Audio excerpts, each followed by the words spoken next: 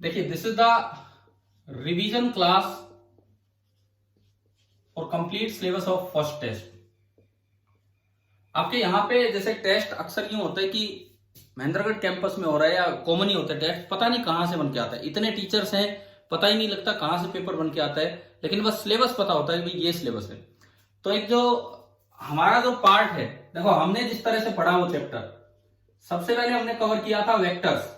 अब पूरा 1 घंटे आप ढंग से क्लास अटेंड करेंगे, काफी बेनिफिट होता है इस तरह की रिवीजन क्लास का। एक आपको रिवीजन मिल रहा है, मतलब जो विजन पीछे लिया उसका दोबारा से देखने क्या है। देखो वेक्टर्स, देन हमने लिए थे मैथमेटिकल टूल्स। मैं एक एक चीज आपको बता रहा हूं कि किस तरह के हैं। उसके बाद हमने लिया था फिजिकल वर्ल्ड। उसके बाद हमने लिया था फिजिकल वर्ल्ड। फिजिकल वर्ल्ड के बाद यूनिट्स, जिसके अंदर सिस्टम आए थे एसआई और उसकी base unit, supplementary unit, plane unit. Units के बाद आपका आता है, यूनिट्स से जो अगला काम हमने किया था मेजरमेंट। मेजरमेंट में आपको ध्यान है लेंथ के 4 मेथड थे, 2 डायरेक्ट 2 इनडायरेक्ट। याद है मेजरमेंट, लेंथ के 4 मेथड थे, 2 डायरेक्ट और 2 इनडायरेक्ट, इस तरह से। क्लियर? तो 2 डायरेक्ट कौन कौन से? एक वर्नियर कैलिपर, एक स्क्रू गोज। और 2 इनडायरेक्ट कौन कौन से? 2 इनडायरेक्ट कौन कौन से? एक तो पैरेलैक्स और एक वो ओलिक एसिड वाला। ठीक है, एक तो पैरेलैक्स, एक वो ओलिक एसिड वाला। यार आप एक काम करो ना, अपने वीडियो ऑन करो। आज मैं बोर्ड पे बहुत ज्यादा काम नहीं, आपसे इंटरेक्शन करूंगा बीच बीच में। अपने वीडियोस प्लीज ऑन कीजिए, क्योंकि मुझे तो ये सारे बस एक ही पिक्चर बनी दिख रही है सबकी। तो अपने वीडियोस ऑन कीजिए आज की क्लास के लिए। करना आता है वीडियो ऑन?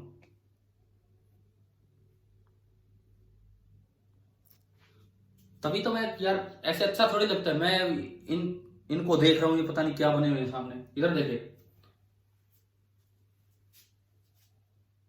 देखिए तो इधर सुने। आप अभी भी नहीं कर रहे हैं वीडियो ऑन। ये हमारा मेजरमेंट में 4 मेथड्स थे लेंथ के, प्लस 3 चीजें बताई थी मैंने मास मेजरमेंट में। कौन कौन सी 3 चीजें?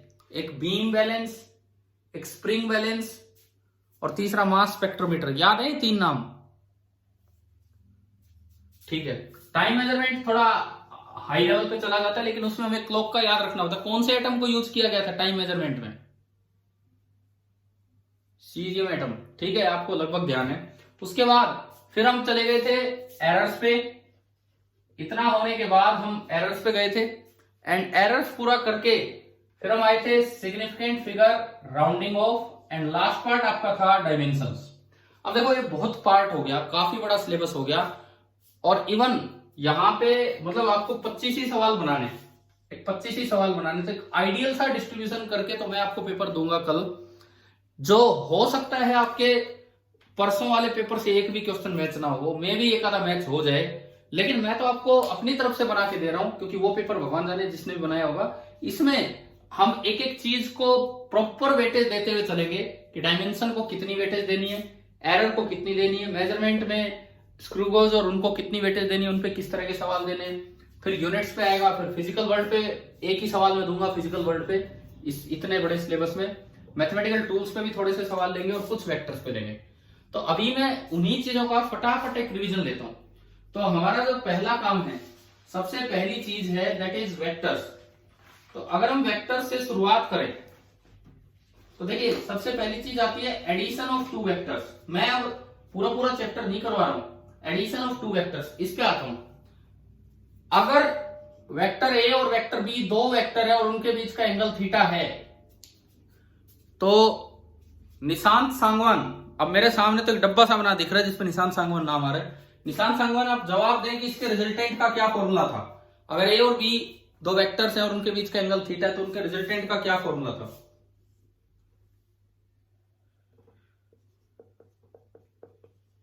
सही है, √a² + b² + 2ab cos theta. यार ये बताओ कि आपको वीडियो ऑन करना नहीं आ रहा क्या आप बच्चों को? आप एक बार वीडियो ऑन कीजिए ना, मुझे भी तो थोड़ा सही लगेगा। मैं किससे बात कर रहा हूं अभी पता ही नहीं लग पा रहा है कुछ भी। सारे बच्चे अपने वीडियो ऑन कीजिए अगर हो पाए तो आपसे।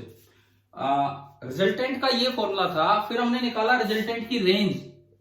रिजल्टेंट की रेंज कहां से कहां तक हो सकती है? ज्यादा से ज्यादा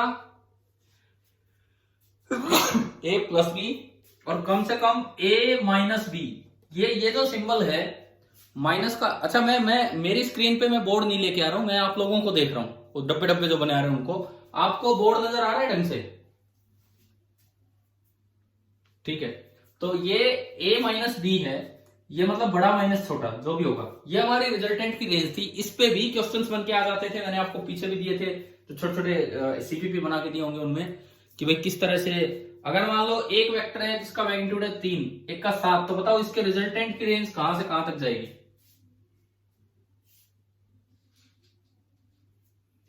7 माइनस 3 4 एंड 7 प्लस 3 10, तो इसकी रेंज जा रही है 4 to 10। अच्छा, ये दो वेक्टर्स का एडिशन था, लेकिन ट्रायंगल पैरेललोग्राम लो, वो तो इसको लिखने के तरीके थे। इसमें फिर मैंने ये भी बताया था स्पेशल केस, अगर दोनों वेक्टर्स का मैग्नीट्यूड सेम हो, एफ और एफ, एंगल उनके बीच का थीटा है, तो बताओ रिजल्टेंट का क्या फॉर्मूला आया था? विवेक कुमार, विजय कुमार, ये मेरे सामने जो भी नाम आ रहा है मैं वही बोल रहा हूं, क्या फॉर्मूला था इसकी? Into 2f into cos of theta by 2। शायद हमने इस पे भी काफी प्रैक्टिस की है, इस तरह के क्वेश्चंस भी लिए थे। अच्छा, अगर दो से ज्यादा वेक्टर्स को ऐड करना हो, तो देखो वैसे तो पॉलीगन लॉ था, लेकिन जो बेस्ट तरीका है वो है कि कंपोनेंट फॉर्म में लिखो। वेक्टर ए कुछ भी, ए आई कैप, बी जे कैप, सी के कैप, फिर ऐसे ही वेक्टर बी लिखा होगा आई कैप, जे कैप, के कैप, फिर ऐसे वेक्टर सी लिखा होगा। मान लो एक चीज पे 3-4 फोर्स लग रहे हो, सपोज कीजिए हमें ये दिया गया हो कि एक कोई भी ऑब्जेक्ट है, उस पे पहला फोर्स है आई कैप माइनस 2 जे कैप प्लस के कैप, और दूसरा फोर्स है 3 आई कैप माइनस 2 के कैप। बस बताओ रिजल्टेंट फोर्स कितना है? रिजल्टेंट फोर्स कितना है? बोलिए, कोई भी बच्चा बोल दो यार, कोई भी बोल दो, कितना है रिजल्टेंट फोर्स? यहां से पारुल दिनेश शर्मा, पारुल ये बोलिए रिजल्टेंट फोर्स कितना है?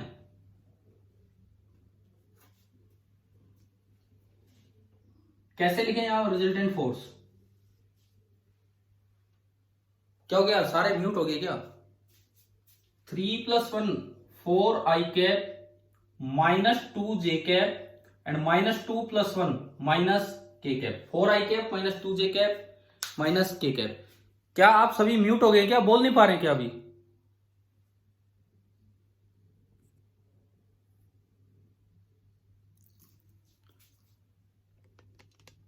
चलिए देखिए, तो कोई बात नहीं, इधर देखो,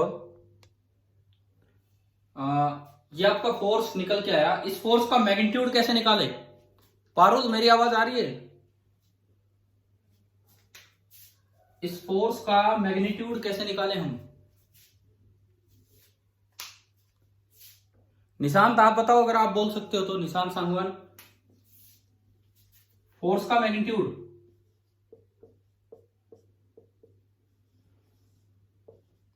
फोर स्क्वायर, वैसे आगे से म्यूट तो नहीं किए ना आपको, होस्ट ने तो म्यूट नहीं किया होगा, इस तरह का तो कुछ नहीं हुआ है। ठीक है ठीक है ठीक है, तो सुनो, ये आपका नेट फोर्स। अच्छा, इसकी मदद ये जरूरत कहां पड़ती है? जैसे मान लो हमने डॉट और क्रॉस प्रोडक्ट पढ़े कि भाई डॉट प्रोडक्ट वर्क निकालने के काम आता है, क्रॉस प्रोडक्ट टॉर्क निकालने के काम आता है, बताए थे ना एक एक एग्जांपल। वर्क और टॉर्क, वर्क में होता है F dot S and torque में होता है आर क्रॉस एफ। बताओ एक बार, क्या ये चीज डिस्कस हुई है पहले डॉट और क्रॉस में, ये एग्जांपल्स?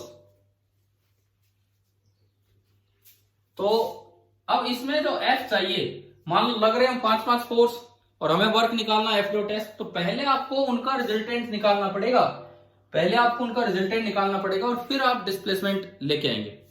जैसे अभी मैं डॉट प्रोडक्ट पे जाऊंगा तब इस तरह का यूज आपको करवाऊंगा, ये जो भी चीज है वो सब, ठीक है।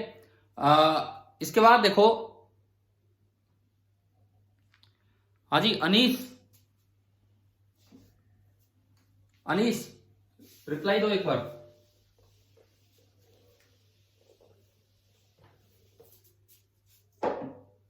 अनीस इधर बताओ, ये देखो कि हमने आपको ये पढ़ाया कि 3 वेक्टर्स हैं, उनका रिजल्टेंट 0 कब हो सकता है, क्या बताया था? कैसे चेक करें कि 3 वेक्टर्स का रिजल्टेंट 0 हो सकता है या नहीं हो सकता है, कैसे चेक करें?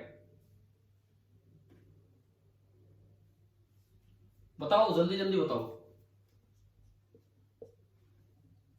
देखो हमने ये पढ़ा था कि अगर एक वेक्टर ए है, एक वेक्टर बी है, एक वेक्टर सी है, तो तीनों का रिजल्टेंट 0 कब हो सकता है? जब किन्हीं भी दो साइड्स का सम तीसरे से छोटा ना हो।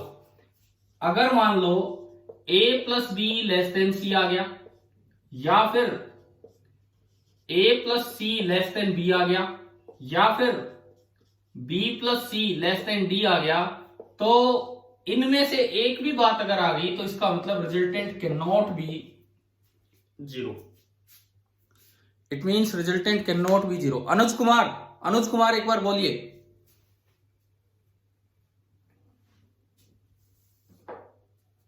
अनुज कुमार, आवाज आ रही है?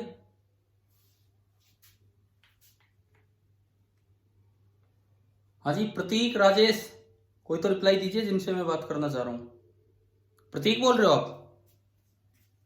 ये बताओ, क्या ये ध्यान है कि 3 वेक्टर्स का रिजल्टेंट 0 कब नहीं हो सकता है, उसकी कंडीशन इनमें से एक भी सेटिस्फाई हो गया तो नहीं होगा, पढ़ाया था ये।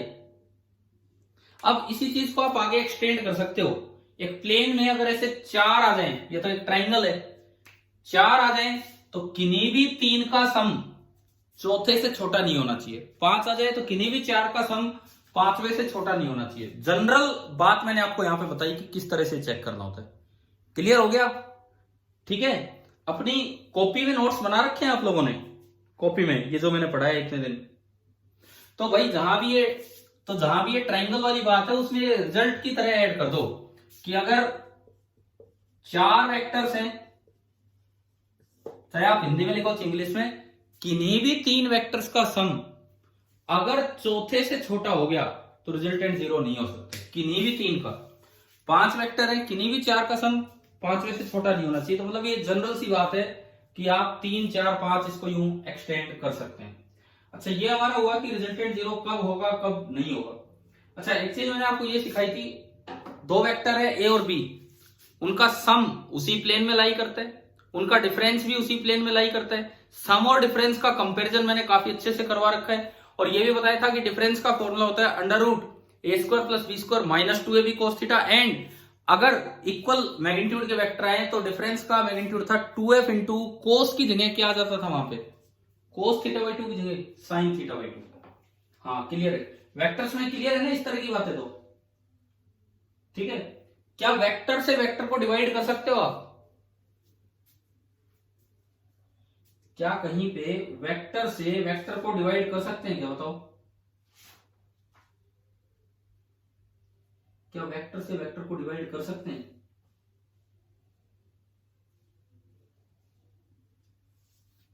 कोई भी बच्चा अपनी तरफ से रिप्लाई दे जो मैं पूछ रहा हूं, क्या वेक्टर डिवीजन पॉसिबल है या नहीं है?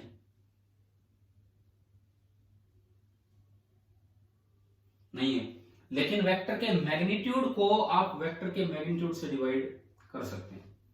वेक्टर के मैग्नीट्यूड को अगर कहीं लिखा हो वेक्टर डिवाइड बाय वेक्टर, इसका मतलब वेक्टर नहीं लिखा होगा, साइन नहीं होंगे ऊपर, वो खाली मैग्नीट्यूड दे रहा होगा। ठीक है। प्रोडक्ट में मैं आपको दोनों पढ़ा चुका, स्केलर मतलब डॉट प्रोडक्ट और क्रॉस प्रोडक्ट। शायद जो बच्चे लेट आए उनकी बैकअप क्लास भी हुई थी। डॉट प्रोडक्ट में खाली मैग्नीट्यूड आता है, a b cos theta. Cross product में डायरेक्शन भी आती है जो राइट हैंड थंब रूल से दी जाती है, और वो जो ए क्रॉस बी आएगा वो ए के भी परपेंडिकुलर होता है, वो बी के भी परपेंडिकुलर होता है, वो ए प्लस बी के भी परपेंडिकुलर होता है, और वो ए माइनस बी के भी परपेंडिकुलर होता है। अच्छा, मैंने तो आपको स्केलर प्रोडक्ट भी पढ़ाए थे, scalar product sorry triple product भी पढ़ाया था आपको, है ना? चांसेस अब भाई मुझे नहीं पता इस पेपर में ट्रिपल प्रोडक्ट तक बात पहुंचेगी कि नहीं, बिकॉज एटलीस्ट आप अपना फुल रिवीजन डबल प्रोडक्ट तक तो करके जाएं। ट्रिपल प्रोडक्ट में एक छोटी सी बात याद रखो, एसटीपी वाली बात, कि अगर 3 वेक्टर्स कोप्लेनर हैं, तो उनका जो स्केलर ट्रिपल प्रोडक्ट होगा ए बी सी वो 0 होता है। ध्यान है ना इस तरह की चीजें? ठीक है, क्लियर है? वेक्टर्स आप कर लेंगे, वेक्टर्स मुझे लगता है आप डॉट क्रॉस ये सारी चीजें आप वहां से देख ही लेंगे, जो क्वेश्चंस करवा रखे हैं वो भी थोड़ा सा अपना समझ लेना। अच्छा, एक क्वेश्चन मैं वेक्टर सब्ट्रैक्शन पे एचसीवी से लेता हूँ, काइनेमेटिक्स में है ये। वेक्टर सब्ट्रैक्शन पे एचसीवी में काइनेमेटिक्स में है कि क्वेश्चन लिखता है ऑब्जेक्टिव फर्स्ट का, क्योंकि वेक्टर सब्ट्रैक्शन का है। Motor car is going from north, going due north, north की तरफ जा रही है, at a speed of 50 kilometre per our. A motor car is going due north at a speed of 50 kilometre per our. उसके बाद ये लिखता है it makes a 90 degree left turn without changing the speed. वो north की तरफ जा रही थी और उसने 90 डिग्री लेफ्ट टर्न दिया, वो तो राइट टर्न है, तो इधर हो गया लेफ्ट टर्न, तो अब ये लेफ्ट की तरफ मुड़ गई without changing the speed. Speed अभी भी 50 किलोमीटर पर आवर है। वेक्टर सब्ट्रैक्शन का एक क्वेश्चन है अच्छी वर्मा से। तो change in velocity of the car is, आपको यह बताना है कि इस कार की वेलोसिटी में कितना चेंज हुआ और किस डायरेक्शन में हुआ। एक बार आप कॉपी पेन लीजिए और ये समझिए, ट्राई कीजिए कि कैसे है।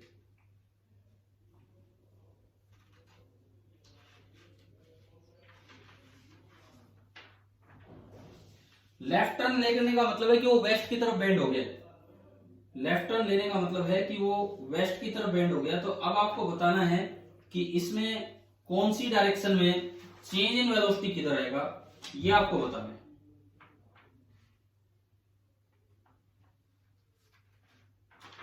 क्या चेंज है कि नहीं, पहले तो ये बताओ, क्या चेंज है या नहीं है?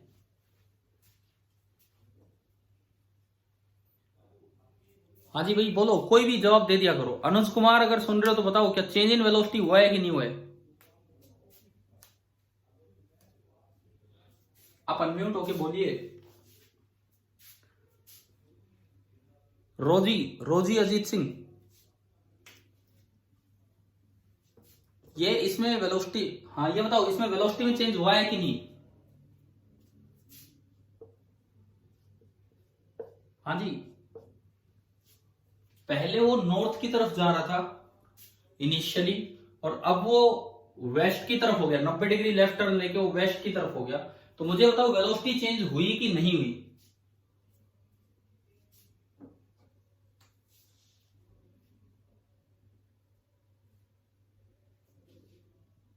बोलिए भाई। वेलोसिटी चेंज हुई है। कैसे निकाले चेंज इन वेलोसिटी? कैसे निकाले चेंज इन वेलोसिटी? ये इनिशियल वेक्टर, ये फाइनल वेक्टर, मैंने ये लिखा v इनिशियल, ये लिखा v फाइनल। अब चेंज का मतलब सुनो, चेंज का मतलब हमसे पूछा गया है change in vector, delta v vector, this is v final minus v initial. Delta v vector आपको निकालना है, v final minus v initial. तो माइनस v इनिशियल, पहले मैं डायरेक्शंस लिख लूं, ये नॉर्थ, ये वेस्ट, ये ईस्ट और ये साउथ। ये आप इसे काइनेमेटिक्स का सवाल बोल दो चाहिए वेक्टर्स का, अच्छी वर्मा में तो खैर आगे दे रखा है, लेकिन हम वेक्टर सब्ट्रैक्शन के लिए चीज देख रहे हैं। डेल्टा v बराबर v final minus v initial. जब भी माइनस v इनिशियल करना हो, मैं इसको लिख सकता हूं v final plus minus v initial. तो नेगेटिव v इनिशियल नीचे बनेगा, उतने ही मैग्नीट्यूड का नीचे बना माइनस v इनिशियल, यह है v फाइनल। इन दोनों का सम करने के लिए आपने पैरेललोग्राम लॉ लगाया, तो ये इन दोनों का सम करने के लिए मैंने पैरेललोग्राम लॉ लगाया, तो ये जो आपका आया this is delta v vector. ये जो आपका सामने आया this is delta v vector. अब पाइथागोरस से ही बता दो कि ये डेल्टा v की लंबाई कितनी, ये 50, क्योंकि ये भी 50 था, ये भी 50, तो डेल्टा v कितना हो गया? डेल्टा v का मैग्नीट्यूड कितना हो गया? पाइथागोरस से आ जाएगा 50 और 50 root 2 kilometre per hour. Direction बताओ, ये कौन सी डायरेक्शन है? South west. आगे समझ में, क्यों साउथ वेस्ट? क्योंकि ये दोनों बराबर होने की वजह से ये एंगल 45-45 डिग्री है। दोनों बराबर होने की वजह से ये एंगल 45-45 डिग्री है, इस वजह से ये आपका साउथ वेस्ट डायरेक्शन आएगी। कुछ और होता तो फिर उसे साउथ वेस्ट नहीं बोलते बीच में, साउथ वेस्ट का मतलब बिल्कुल मिडल में। अब क्वेश्चन में वेस्ट का नाम ही नहीं लिया था, उन्होंने तो कहा कि नॉर्थ की तरफ जा रहा था और 90 डिग्री लेफ्ट टर्न लिया, परंतु लेफ्ट में वेस्ट है। अब देखो एक बड़ी बात, पहली वेलोसिटी नॉर्थ में, दूसरी वेलोसिटी वेस्ट में, तो नॉर्थ वेस्ट में नहीं आया चेंज, पहला वेस्ट, पहले नॉर्थ में दूसरा वेस्ट में, तो नॉर्थ उल्टा होकर नीचे आ गया चेंज निकालने के लिए। तो जो चेंज इन वेलोसिटी आया that is along south west direction. तो वेक्टर सब्ट्रैक्शन में ये भी एक अच्छे सवाल है जो काइनेमेटिक्स में भी आ जाते हैं और वेक्टर वाले चैप्टर में भी आ जाते हैं इस तरह के लिए। क्लियर हुआ यहां तक? ठीक है। अच्छा, वेक्टर्स के बाद मैं आगे बढ़ूं क्योंकि मुझे लगभग पूरा ही रिवाइज करवाना है फटाफट। मैथमेटिकल टूल्स, अब हम इस पे आते हैं। कुछ समय हमने इस पे भी लगाया था भाई, बहुत ज्यादा टफ क्वेश्चन कल के पेपर में, परसों के पेपर में इसमें नहीं होने चाहिए, बट हमें नहीं पता कि पेपर किस टाइप का आएगा, तो मैं थोड़ा सा क्विक रिवीजन आपको करवाता हूं जो जरूरी चीजें हैं उनका। मैथमेटिकल टूल्स में सबसे पहली चीज एल्जेब्रा। मैं केवल उन चीजों पे जा रहा हूं जो फिजिक्स में ज्यादा यूज होती है। एल्जेब्रा में से फिजिक्स में दो तीन चीजें बहुत ज्यादा यूज होती हैं। एक तो बाइनोमियल एक्सपेंशन, जो ग्रेविटेशन में भी अच्छा खासा यूज होगा, बाइनोमियल एक्सपेंशन पहली चीज तो ये एल्जेब्रा की वो चीज जो आगे यूज होती है, बाइनोमियल एक्सपेंशन। कैसे कैसे यूज होगा सुनिए। 1 plus X raise to power n is nearly equal to 1 plus nx if mod x is less than और equal to very much smaller than 1। करवाया था ये बाइनोमियल। हाँ, तो इसमें किस तरह के क्वेश्चन आ जाते हैं, जैसे मान लो कहीं आपको सोल्व करना पड़ जाए ये 1.002 होल स्क्वायर, बताना इसको बाइनोमियली कैसे सोल्व करें। ये एक्सप्रेशन मुझे सोल्व करना पड़ गया तो मैं इसको बाइनोमियली कैसे सोल्व करूं। आप इसको पहले पावर ऊपर ले जाओ, 1.002 पावर -2 ये आप ऊपर ले गए, ठीक है, क्योंकि डिनोमिनेटर में आप करने को इसको यहां भी सोल्व कर सकते थे, अब करने को यहां भी सोल्व कर सकते थे, लेकिन फिर वो 1 के नीचे आता, फिर डिवीजन में दिक्कत आती है, तो पहले ही अपनी पावर को ऊपर ले जाओ। अब ये जो अंदर जो भी है, क्या हमने इस तरह का काम पहले किया था? हो सकता है उस दिन जब पहले पढ़ाए हुए नीचे ना दिखाओ, सीधा ऊपर ऊपर दिखाओ, है ना, किया तो वही वाला एग्जाम्पल, उस दिन ऊपर दिखाओ, आज नीचे लिख के बताया, इसको पहले हम ऊपर ले गए, फिर इसको अंदर ब्रेक कर लिया 1 प्लस 0.002 रेज टू पावर -2, और फिर ये पावर यहाँ के मल्टीप्लाई हो जाएगी और ये घट जाएगा। अगर ये ऊपर ही होता तो ये ऐड हो जाता, ठीक है। ग्रेविटेशन में ये अच्छा खासा यूज होता है इसका, और भी चैप्टर्स में बाइनोमियल एक्सपेंशन का यूज होता है। तो यूं तो अलजेब्रा काफी बड़ा है, पर आपने वो पढ़ रखा होता है 10th तक। अच्छा, एक हमने आपको उस तरह की चीजें करवाई थी, जीपी वगैरह का सम, खासकर इनफाइनाइट जीपी, फिजिक्स में तो वही ज्यादा यूज होता है। पहला पॉइंट आपको मैंने बताया बाइनोमियल एक्सपेंशन। दूसरा पॉइंट देखिए, सम of infinite terms of a GP, sum of infinite terms of a GP। तो मान लो एक जीपी है, ए बी सी यूं टर्म चलती जा रही। पहली बात ये बताओ, ये आइडेंटिफाई कैसे करोगे कि ये जीपी है? अगर b बाई ए बराबर c बाई बी बराबर d बाई सी ये चलता जा रहा है, तो इसका मतलब ये जीपी है। इसका ये मतलब है कि ये जीपी है, और इस जीपी की फर्स्ट टर्म है a एंड कॉमन रेशियो है r, और r होता है जो second term divided by first term. GP identify कैसे करना है, पहला काम ये। और अगर ये खत्म नहीं हो रही, इनफाइनाइट जीपी है और r लेस देन 1 हो, r लेस देन 1 का मतलब सेकंड टर्म फर्स्ट टर्म से छोटी हो, सेकंड टर्म फर्स्ट टर्म से छोटी हो, तो आप बताइए इस इनफाइनाइट जीपी के सम का क्या फॉर्मूला था?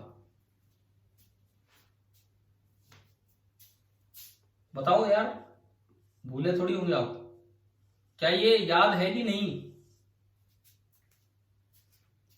अभी बोलिए, आप कोई जवाब दिया करो, याद है कि नहीं ये फॉर्मूला इनफाइनाइट जीपी का, a अपॉन 1 माइनस आर, ठीक है। कई बार क्या होता है सवाल में r नहीं दे रखा, सेकंड और फर्स्ट टर्म दे रखी है, तो r यहां से निकाल लो, तो r अगर आप इसमें b बाई ए पुट भी करते हो तो ये बन जाएगा a square upon a minus b. ये भी इसका एक फॉर्मूला है, a square upon a minus b, या फिर a upon 1 minus r, r को आप लिख सकते हो b बाई ए। तो ये फिजिक्स में ये इनफाइनाइट जीपी कई बार बनेगी, मासेज में बनेगी, चार्ज पार्टिकल में बनेगी, मतलब 11 12 हर जगह हम ये चीजें यूज करते चलेंगे। अच्छा, एल्जेब्रा लगभग आपको आता ही है, फैक्टोरियल वगैरह ज्यादा यूज नहीं होते हैं फिजिक्स में, अगर कहीं पढ़ाया भी हो मैंने तो। अब मैं चलता हूं कोऑर्डिनेट ज्योमेट्री पे। एल्जेब्रा के बाद मैथमेटिकल टूल्स में जो मैं अगला पार्ट ले रहा हूं that is coordinate geometry. Coordinate geometry में ग्राफ सबसे ज्यादा इंपॉर्टेंट है। आप बताओ लीनियर ग्राफ कब आता है? लीनियर y और x के बीच में लीनियर ग्राफ कब आएगा? स्ट्रेट लाइन ग्राफ कब आएगा? ये हाँ, अगर इस तरह का है कि y directly proportional to x है तो ग्राफ होगा स्ट्रेट लाइन। पैराबोलिक ग्राफ कब आएगा? पैराबोलिक ग्राफ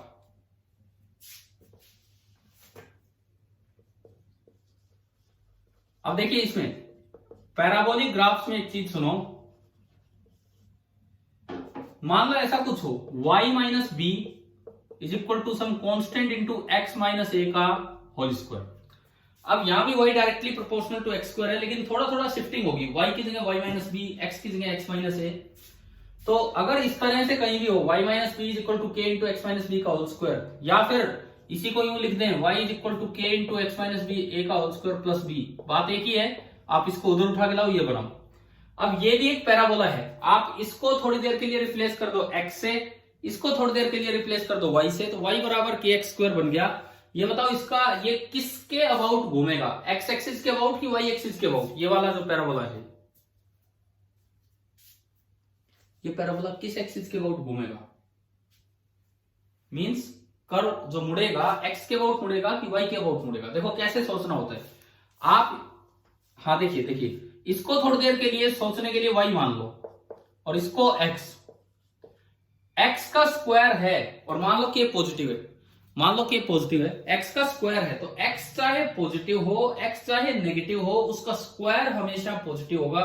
यानी कि उसका स्क्वायर हमेशा पॉजिटिव होने का ये मतलब है कि y हमेशा पॉजिटिव होगा। तो y ने नीचे नहीं जाना चाहिए, ग्राफ नीचे नहीं जाना चाहिए। ये जो xy ग्राफ है, ये जो xy ग्राफ है, ये नीचे नहीं जाएगा, तो ये यूं मुड़ेगा। पहले ये बताओ यहां तक आया समझ में? यहां तक। अब बात ये है कि ये तो y बराबर के एक्स स्क्वायर का ग्राफ है, अगर थोड़ा सा इस तरह का एक्सप्रेशन आ जाए y माइनस बी बराबर के इंटू एक्स माइनस ए का होल स्क्वायर, तो ये जो वर्टेक्स है, वर्टेक्स, ये वर्टेक्स ओरिजिन पे तब होता जब y माइनस जीरो बराबर के इंटू एक्स माइनस जीरो का होल स्क्वायर होता। अगर y बराबर के एक्स स्क्वायर होता तो ये ग्राफ ओरिजिन पे होता। फिलहाल ये वर्टेक्स ओरिजिन पे होता, फिलहाल ये वर्टेक्स होगा a कोमा b पे।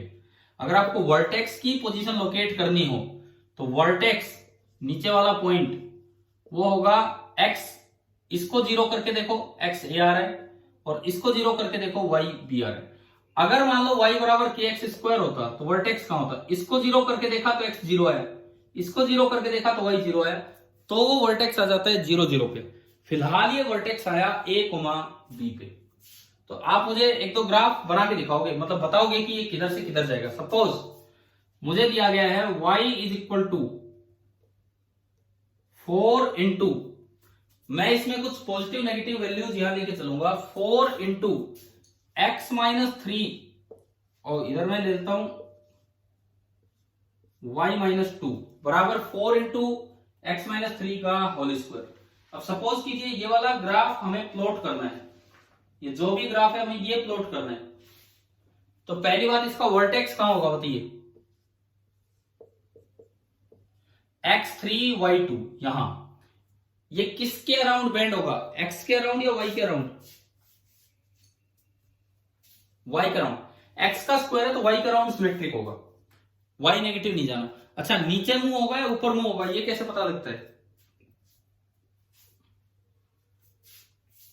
इससे, k से, k पॉजिटिव है तो ये मुंह ऊपर की तरफ होगा।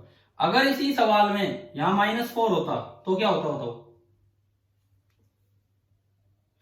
नीचे की तरफ।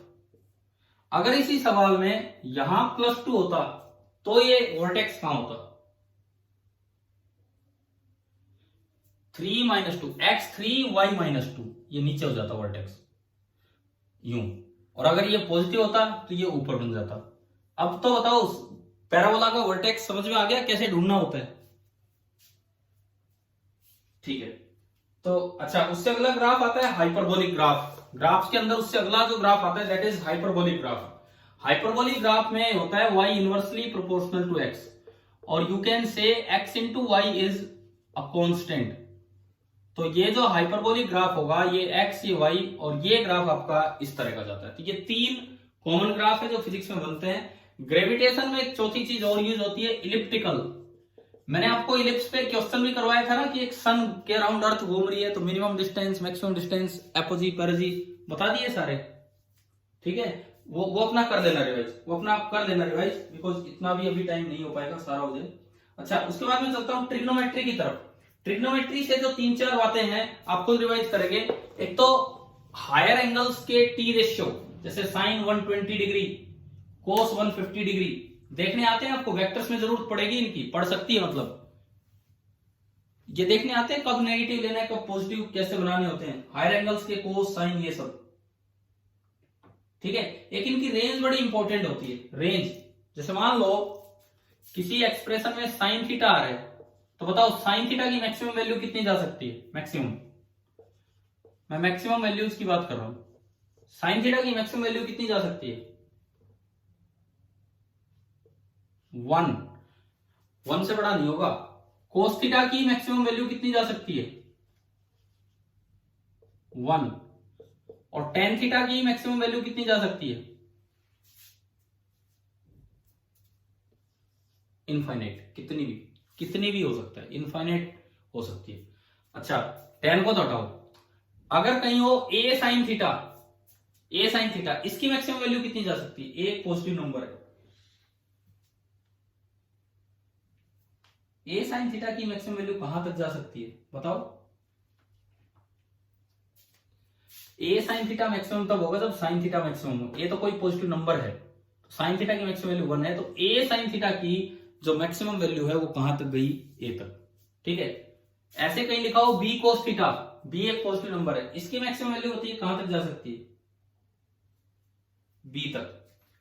अब मान लो कहीं पे एक बड़ा कॉमन एक्सप्रेशन जो फ्रिक्शन वगैरह में हम यूज करेंगे क्वेश्चंस में, y इज इक्वल टू, कोई भी एक्सप्रेशन है, E बराबर, मैं लिखता हूं a sine theta plus b cos theta. Theta variable है, इसकी मैक्सिमम वैल्यू कहां तक जा सकती है? a sine theta plus b cos theta, इसकी मैक्सिमम वैल्यू कहां तक जा सकती है?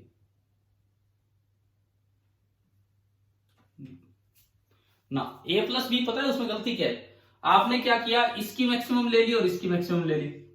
इसकी मैक्सिमम वैल्यू तब है जब साइन थीटा 1 हो, इसकी मैक्सिमम वैल्यू तब है जब कोस थीटा 1 हो, और एक कोई ऐसा एंगल होता ही नहीं है। ना ना ना, अब सुनो, ध्यान से सुनो कैसे करना होता है, कैसे करना होता है सुनिए। ऐसे तो मैथ्स में सिखाया जाता है, परंतु फिजिक्स में यूज होता है, जो आगे यूज होगा मैं तब भी बता रहा था, बट क्योंकि आपके यार पेपर में ना मैथमेटिकल टूल्स आ रहे हैं, हालांकि मैं बहुत ज्यादा खुश नहीं होता हूँ इस चैप्टर से यहां देने में, पर वो दिया जाता है। कारण वो ये कि चांस की बात हो जाती है, किस बच्चे ने क्या पढ़ रखा है मैथमेटिकल टूल्स में, कैसा कहां से पेपर बन के आ रहा है, बिकॉज इसकी कोई लिमिट तो है नहीं। तो इसकी बजाय अगर बाकी चैप्टर्स पे अगर टेस्ट बना लिया जाए तो ज्यादा बेटर रहता है, क्योंकि फिजिक्स के किसी भी टेस्ट में प्योर मैथमेटिकल टूल्स पे कोई सवाल नहीं आता है। बट पता नहीं यार अगले सब पेपर में क्या है, तो इसलिए मैं कुछ चीजें रिवीजन में कवर कर रहा हूं जो फिजिक्स में यूज होती है। देखो इसकी मैक्सिमम वैल्यू कैसे निकालते हैं, सुनिए। आप क्या करो, इसके साथ कोफिशिएंट है a, इसके साथ कोफिशिएंट है b, तो आप अंडर रूट ए स्क्वायर प्लस बी स्क्वायर से मल्टीप्लाई और डिवाइड कर दो। ध्यान से सीखिए ये चीज। तो ये फर्स्ट टर्म बनी sine theta into A upon under root A square plus B square, plus second term बनी cos theta into B upon under root of A square plus B square. एक साइन थीटा की term बन गई और एक cos theta की term बन गई। ठीक है, अब सुनिए, इसके बाद सुनिए, आप कोई भी अपने आप एक ट्रायंगल एज्यूम कीजिए, एक साइड ए एक साइड बी, पाइथागोरस से ये साइड, बोर्ड दिख रहा है कि नहीं इधर का, अंडर रूट ए स्क्वायर प्लस बी स्क्वायर हो जाएगी। ठीक है, अब मान लो मैंने इसमें ये एंगल फाई बोल दिया, ये एंगल फाई, तो एक बार यूं बताओ, इस ट्राइंगल को देख के बताओ a upon under root A square plus B square कितना है? कोस फाई या साइन फाई? कितना है, हाँ जी बताइए, कोस फाई या साइन फाई? Cos phi. तो मैंने इसको लिख दिया कोस फाई। और वो बताओ b अपॉन अंडर रूट ए स्क्वायर प्लस बी स्क्वायर कितना है? Sine phi. इसको लिख दिया साइन फाई। क्या मैंने कभी फॉर्मूला बताया था sine a cos b plus cos a sine b क्या होता है?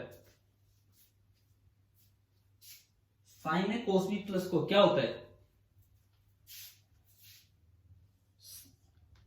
ना, गलत बोला आपने। Sine a cos b plus cos a sine b होता है sine of a plus b. तो आपने इनको इकट्ठा करके sine of a plus b लिख दिया theta plus phi. Theta plus phi को आप कोई नया एंगल बोल दो अल्फा, तो ये बन गया साइन ऑफ अल्फा। अब आप बताओ साइन अल्फा की मैक्सिमम वैल्यू कितनी होती है? साइन थीटा की मैक्सिमम वैल्यू कितनी थी? 1। तो साइन अल्फा की मैक्सिमम वैल्यू 1, यानी कि इस e की जो मैक्सिमम वैल्यू होगी कितनी होगी? Under root of A square plus B square. तो ये ना हमारे लिए एक बड़ा इंपॉर्टेंट रिजल्ट होता है जो फिजिक्स में यूज होता है ट्रिग्नोमेट्री से, कि अगर कहीं भी एक्सप्रेशन इस तरह का है A cos theta plus B cos theta, A cos theta, theta कुछ भी हो सकता है, एक्स वाई जेड टी कुछ भी, A cos theta plus B cos theta, तो उसकी जो मैक्सिमम वैल्यू होती है अंडर रूट ए स्क्वायर प्लस बी स्क्वायर। जैसे मान लो मैं आपसे पूछूं कि वेलोसिटी दी है 3 sin t plus 4 cos t, ये वेलोसिटी दी है 3 sin t plus 4 cos t। पहली बात, दोनों के एंगल सेम है कि नहीं ये कंफर्म करो, ये जरूर देखना है। दोनों साइन और कोस के आगे एंगल सेम लिखा है, टी इसमें टी उसमें, तो आप डायरेक्ट लगाओ। बताइए इसकी भी वेलोसिटी की मैक्सिमम वैल्यू क्या होगी? कैसे फिजिक्स में ये चीज यूज होगी वो बता रहा हूं आपको। कितनी होगी? 3 स्क्वायर प्लस 4 स्क्वायर 5।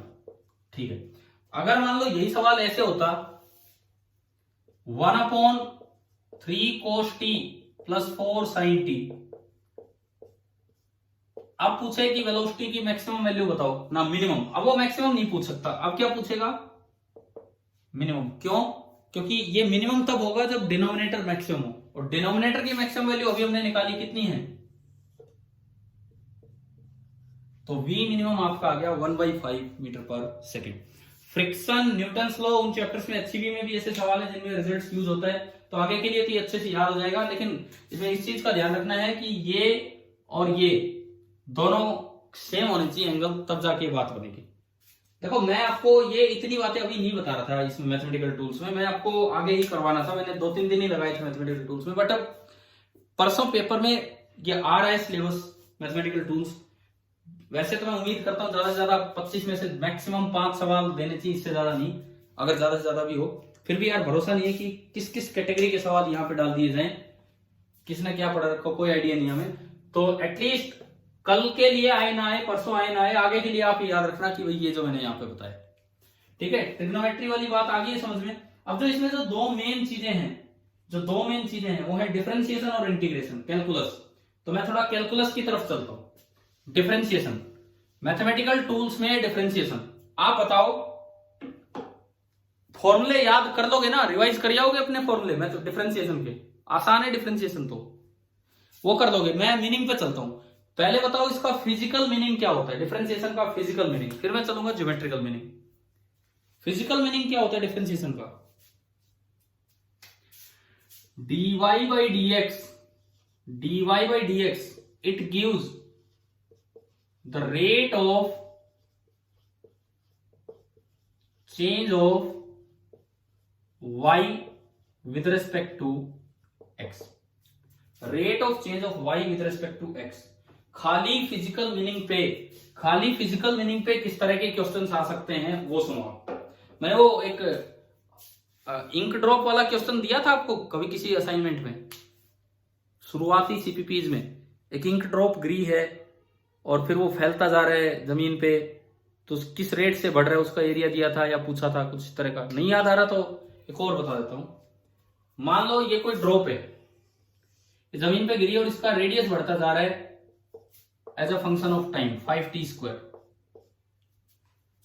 अब इन्होंने मुझसे पूछ लिया कि rate of increase of area क्या होगा। रेडियस इस रेट से बढ़ रहा है टाइम के साथ, तो rate of increase of area क्या होगा? तो अब सबसे पहले तो एरिया लिखो। एरिया क्या होता है? πr²। अब मुझे निकालना है dA/dt, rate of increase of area निकालना है dA/dt। तो आप इसको यूं लिख लिया करो, dA बाई डी आर, क्योंकि a तो r का फंक्शन है, dA by d are into D R by D T. आपको dA बाई डी टी निकालना है तो आप इसको लिख लीजिए dA by d are into D R by D T, ये आपने लिख दिया। अब इसके बाद देखो dA बाई डी आर आप यहां से निकाल लो, dA बाई डी आर आप यहां से निकाल लो, कितना आया, कितना आया बोलो इसको देख के, 2 पाई आर आ रहा है कि नहीं आ रहा है समझ में। dA by d r, pi constant r square का 2r, और dr बाई डी टी यहां से निकाल लो, dr बाई डी टी यहां से निकाल लो, कितना होगा 10t। अब ये दोनों इसमें पुट कर दो तो 2 पाई r इंटू 10t, यानी कि rate of increase of area हो गया 20 पाई आर टी। अब क्वेश्चन में वो देगा भाई किस समय, मान लो उसने लिख दिया कि 1 सेकंड पे बताओ, तो t की जगह तो 1 रख दो, rate of increase of area 1 second पे बताना है, t की जगह 1 रख दो और r की जगह इसमें 1 रख के r निकाल लो। r कितना आ रहा है, t बराबर 1 सेकंड पे r कितना आ रहा है 5, तो यहां 5 रख दो और यहां 1 रख दो, तो ये आपका 100 पाई आ गया rate of increase of area. मतलब किसी भी ज्योमेट्रिकल फिगर में किसी एक चीज का रेट ऑफ चेंज दिया जा सकता है, दूसरी चीज का पूछा जा सकता है। ये मैंने आपको एक सर्कल के साथ एरिया का बताया, और करवाता हूं इसमें 2-3 फिजिकल इंपॉर्टेंस है इस चीज की, फिजिकल मीनिंग जो भी है इसका। मान लो एक स्फीयर होता और r उसका रेडियस है, और फिर से मुझे दे दिया r बराबर 5t स्क्वायर, इस तरह से चेंज हो रहा है, और मुझसे पूछा है कि इसका वॉल्यूम रेट निकालें कब, जब रेडियस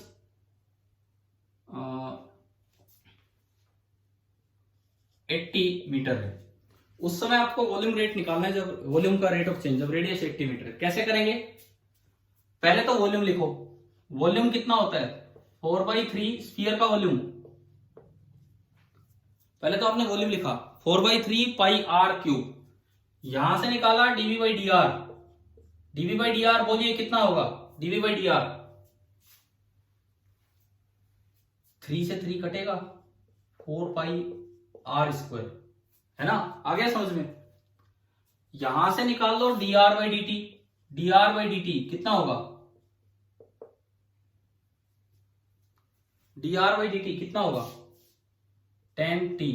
अब मुझे dv बाई डी टी निकालना है, तो dv बाई डी टी को आप लिख लीजिए dv by d are into D R by D T. तो आज की रिवीजन खाली रिवीजन क्लास नहीं है, मैं रिवीजन के साथ साथ हमेशा हर बार जब भी किया करेंगे रिवीजन, कुछ ना कुछ एक्स्ट्रा पॉइंट बताते चलूंगा, तो वो आप कवर कीजिए इसमें। dv by d are into D R by D T, तो dv बाई डी आर कितना है 4 पाई आर स्क्वायर, और D R by D T कितना है 10t, तो ये आंसर आया 40 पाई आर स्क्वायर टी। अब आर और टी की वैल्यू क्या रखें, आर और टी की वैल्यू, आर और टी की वैल्यू, आर कितना कितना दिया 80, तो आर की जगह तो 80 रख दो, तो 80 का स्क्वायर, और टी कितना आएगा, कहां से निकाले टी, यहां से। जब आर 80 है तो टी कितना है बताओ आप इस इक्वेशन से, जब आर 80 है तो टी कितना है आप बताइए उस इक्वेशन से देख के, 6 कहां से आ गया, 80/5 16 टी स्क्वायर 16, तो टी कितना होगा 4। पहले मैंने एक सर्कल के साथ ऐसा बताया, फिर एक स्फीयर के साथ, अब एक क्यूब के साथ लेता हूं। मतलब फिजिकल मीनिंग ऑफ डिफरेंशिएशन कितना इंपॉर्टेंट है ये मैं आपको समझा रहा हूं। यहां से सपोज ये कोई क्यूब है, ये कोई भी क्यूब है और इसकी एज लेंथ है एल, पहली बात लेंथ है एल, इसका सरफेस एरिया बताओ कितना है, total surface area, total surface area बोलो 6l स्क्वायर। वॉल्यूम, वॉल्यूम कितना है एल क्यूब। अब इन तीनों में रिलेशन पूछा जा सकता है, इसका रेट ऑफ चेंज दे दे, जैसे मान लो लेंथ का रेट ऑफ चेंज दे दे आपको कि भाई dl by D T time के साथ लेंथ बढ़ रही है 5 मीटर पर सेकंड के रेट से, dl बाई डी टी है 5 मीटर पर सेकंड, बताओ एरिया के बढ़ने का क्या रेट है बताओ, dl बाई dt है 5 मीटर पर सेकेंड, तो आपको बताना है ds बाई dt कितना होगा। तो सबसे पहले तो मैं इसको लिख लूं ds बाई dl और इंटू dl बाई dt। आ रहा है समझ में? ds by dl into dl by dt। ds by dl यहां से बताओ कितना है, ds बाई dl 12L, ये लिखना आना चाहिए इस तरह के रेट ऑफ चेंज में। और dl बाई dt कितना दे रखा है क्वेश्चन में 5, तो ये आ गया 60L। अब सपोज कीजिए क्वेश्चन होता कि आप rate of change of surface area बताओ कब, जब उसकी लेंथ 2 मीटर है।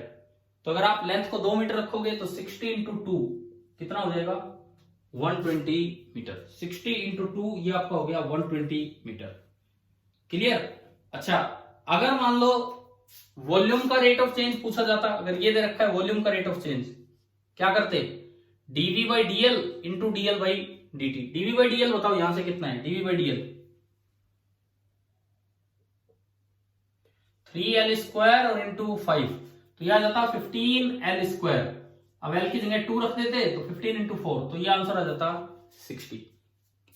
या ऐसा भी हो सकता था सरफेस एरिया का रेट ऑफ चेंज दे रखा हो और वॉल्यूम का आपको बताना हो रेट ऑफ चेंज क्या होगा। इनको भी तो रिलेट किया जा सकता है, किसी को भी रिलेट किया जा सकता है। मान लो आपको दे रखा है D by D T of surface area, ये दे दिया 5 मीटर स्क्वायर पर सेकेंड, पूछा है कि वॉल्यूम का रेट बताओ कितना होगा। तो ये कैसे होगा, अब वॉल्यूम का रेट होगा, ये कैसे होगा आप बताओ। सरफेस एरिया का रेट ऑफ चेंज दे दिया तो आपको वॉल्यूम का रेट बताना है। पहले इसको थोड़ा आगे बढ़ा दो, 6 बाहर आया, D by D T of S square is 5, 2 इससे मल्टीप्लाई होगा पीछे आके, यानी कि ये आपका आया 12 एस स्क्वायर का कितना होगा, एस स्क्वायर का डिफरेंशिएशन 2s और into D S by D T, ये आपका आ गया 5। तो मेरे पास D S by D T आ गया। मैं अगर इसको थोड़ा सा ठीक से बना के दिखाऊं आपको, देखो सपोज कीजिए rate of change of area दिया है, rate of change of surface area कुछ भी दे दिया गिवन, और हमसे पूछ लिया rate of change of volume.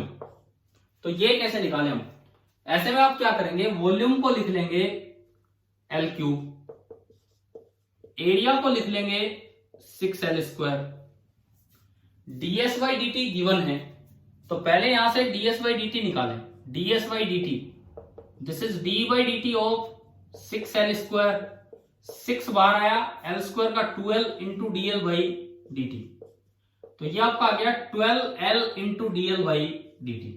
Rate of change of area आ गया। अब मैं यहां से निकालू rate of change of volume dv by D T, L cube का होगा 3l square into dl by D T.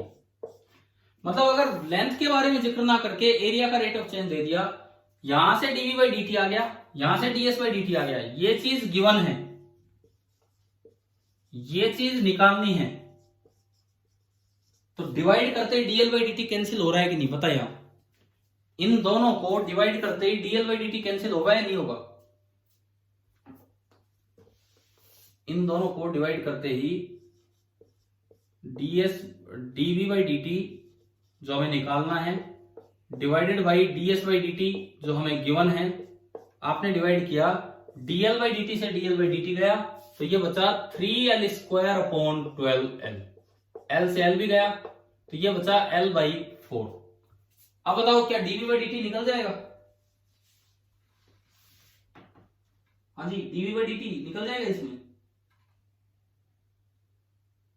आया कि नहीं आया समझ में, कि अगर बीच की कोई स्टेज दे रखी है तो कैसे वहां तक पहुंचना है, अगर लेंथ ना देके सीधा इस तरह से दिया है तो देखो हमें dl बाई डी टी नहीं दिया, हमें ds बाई डी टी दिया था, तो मैंने दोनों को l में लिखा, एक बार ds बाई डी टी निकाल लिया, एक बार dv बाई डी टी निकाल लिया, दोनों को डिवाइड किया तो dl by D T cut गया, और यहां से इस सवाल में dv बाई डी टी आ गया l by 4 into ds by D T. अब ds बाई डी टी मान लो दे रखा हो, l दे रखी हो, किस समय बताना किया जाए, तो मतलब किन्हीं भी चीजों को रिलेट किया जा सकता है।